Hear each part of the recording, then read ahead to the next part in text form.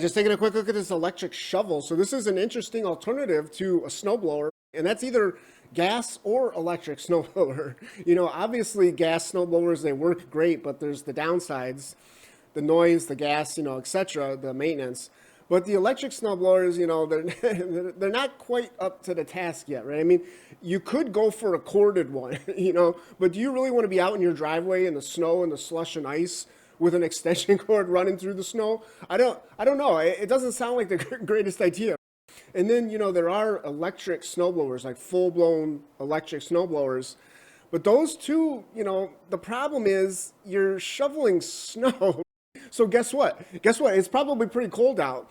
And, these lithium batteries, they just don't do that well in cold weather. So in order to make up for that, you kind of need a lot of battery capacity. And then guess what? The more battery capacity you have, the heavier it gets. So it's not the ideal solution. You want something that's just going to be light, portable, and help you kind of clear out the snow, right? So this is where an electric shovel, it just makes the most sense. So it's still, we'll talk about all the specs here, but it's still very light, very portable. And, they do claim that this actually has pretty good specs as well. So, 12 inches wide, that's the clearing path, up to 6 inches deep. And then it's going to throw it 20 feet. I mean, that sounds pretty good. But remember, this is for sure, they're quoting this with that light, fluffy snow, right? That real dry, crisp snow. If it's heavy, wet snow, good luck. Good luck with that. I mean, it would probably be less than half what they're stating here, And that's not just for the specs here for the distances. It's also for the battery runtime. So they're saying up to 25 minutes on a full charge. Yeah, heavy wet snow, you'd probably be lucky to get 10 minutes. So now you can buy another battery, so you can just swap it out. And the thing as I would say is, if you really want to take care of these lithium batteries, I'll get into this, we'll get to the shovel stuff here in a second, but just, general tips for these lithium batteries, don't run them down until they die. If you do that, basically every time you use the battery, it's just going to hold less capacity and it's going to go downhill fast.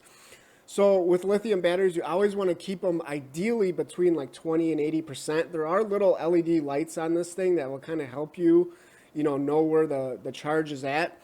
So yeah, definitely don't run it down till it dies.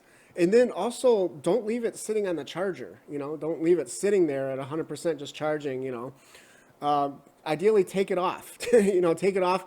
And again, with lithium batteries, they actually perform best above 20% anyways. So, if you run it all the way down, you're not really getting much more out of it. You're just hurting the battery. And since we're talking about the battery here, this is why I've kind of picked this model. This company makes a bunch of different models.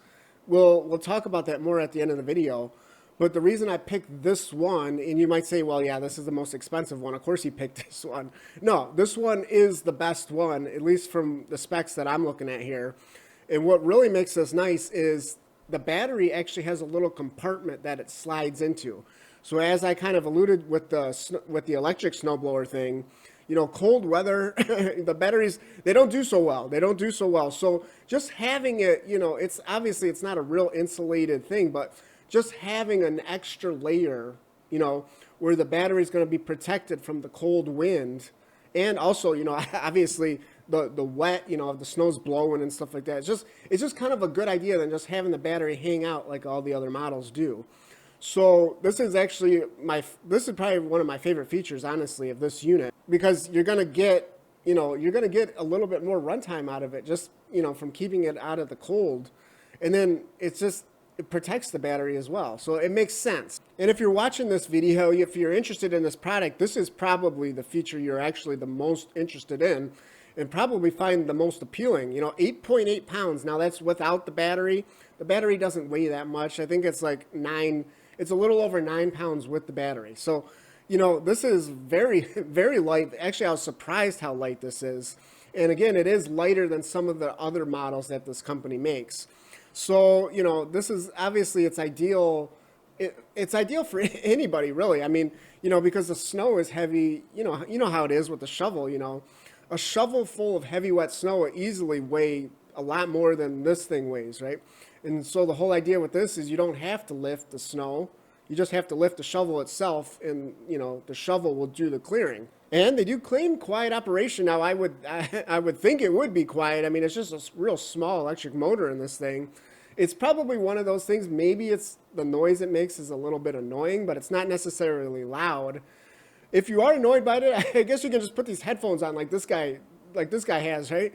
So yeah, it was just kind of a weird thing though to see them actually show someone with headphones on a product that they claim is so quiet.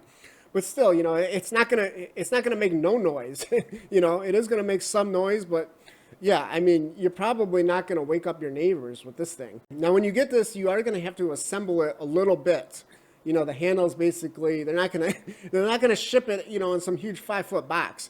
You're gonna have to assemble the handle. There's 3 parts. It's not too big of a deal. But the one thing to note, and I don't know if you can actually see this. I'll try to zoom in here, but there's a white cord that runs.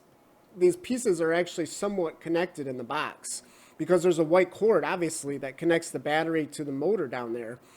So, you got to just kind of be careful with that. And then they do say, easy storage. If you don't have room for this in its full height, you can just undo it. I wouldn't recommend doing that because of that cord again, Just, get it assembled and just leave it. And as I mentioned, this company makes a whole bunch of different models here.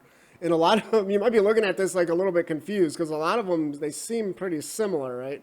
So basically there's 2 different ranges here. There's the 40 range.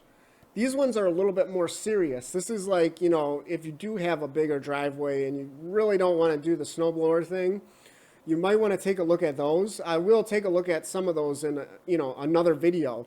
But for this video and this product, you're going to be comparing it to the 20 series. So you can see them here. It's SS-20 something, the different letters. So this one that we're taking a look at is actually this one here. It's the 20D. And this one, as I mentioned, it just appears to be the best one in the model lineup.